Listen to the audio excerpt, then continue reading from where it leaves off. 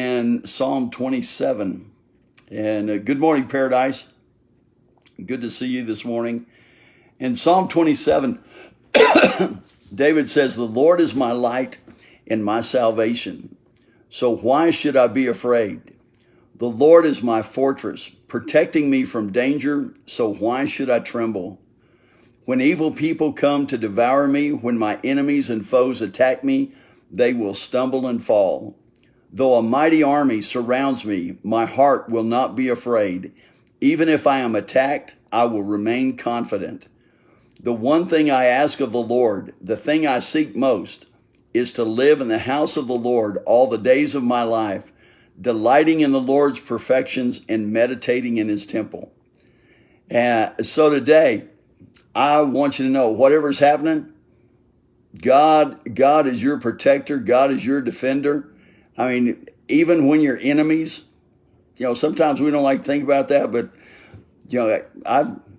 I don't like having enemies, but the word says that we're going to have them. There's going to be those who misunderstand our intentions, our heart. They're going to misunderstand decisions. They're going to, and we got to know that God is our protection.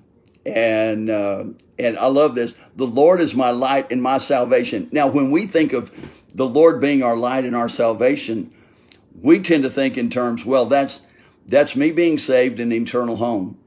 But I want to see what David's talking about. David's talking about right now.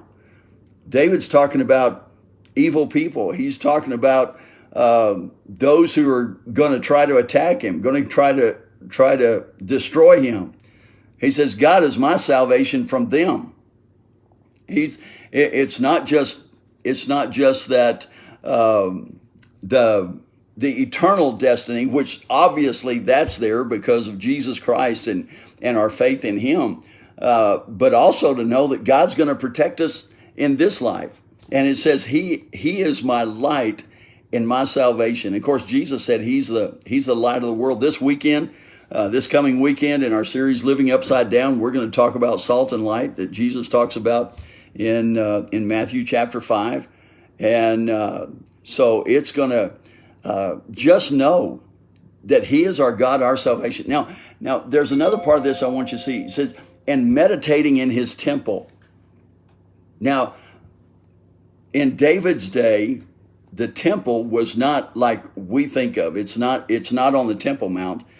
It was a tent, and in the Eastern tradition, the Middle East tradition, if someone comes into your tent, it is your responsibility to keep them safe.